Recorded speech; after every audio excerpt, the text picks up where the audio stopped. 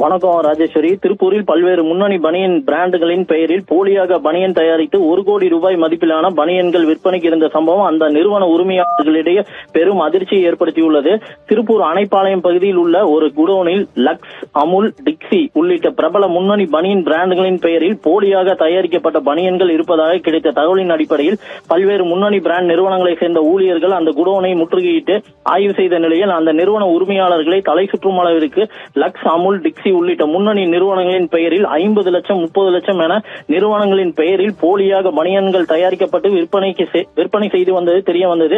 இது தொடர்பாக பாதிக்கப்பட்ட நிறுவன உரிமையாளர்கள் போலீசாருக்கு தகவல் தெரிவித்ததை அடுத்து சம்பவ இடத்திற்கு வந்த வேலம்பாளையம் போலீசார் குடோனில் சோதனை மேற்கொண்டதில் 3 நிறுவனங்களின் பெயரில் 1 கோடி ரூபாய் மதிப்பிலான பனியன்கள் தயாரிக்கப்பட்டு விற்பனைக்கு தயாராக இருந்தது தெரிய வந்தது.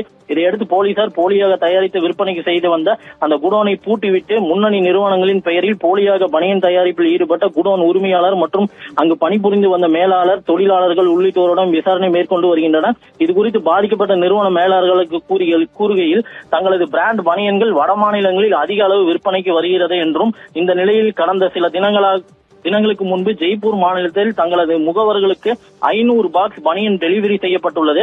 அதனை சோதனை செய்த போது போலியாக இருந்தது தெரிய வந்தது என்றும் அதனைத் தொடர்ந்து அந்த டெலிவரி செய்த டிரான்ஸ்போர்ட் மூலமாக எங்கு தயாரிக்கப்படுகிறது என்பதை கண்டறிந்து இன்று இங்கு வந்து குடோனை கையும் களவுமாக பிடித்து சோதனை செய்து தற்போது 1 கோடி ரூபாய் மதிப்பிலான பனியன்களை விற்பனைக்கு இருந்தது அதிர்ச்சி அளிப்பதாக தெரிவித்தனர். தற்போது போலீசார் இவர்களிடம் விசாரணை மேற்கொண்டு வருகின்றனர். ராஜேஸ்வரி.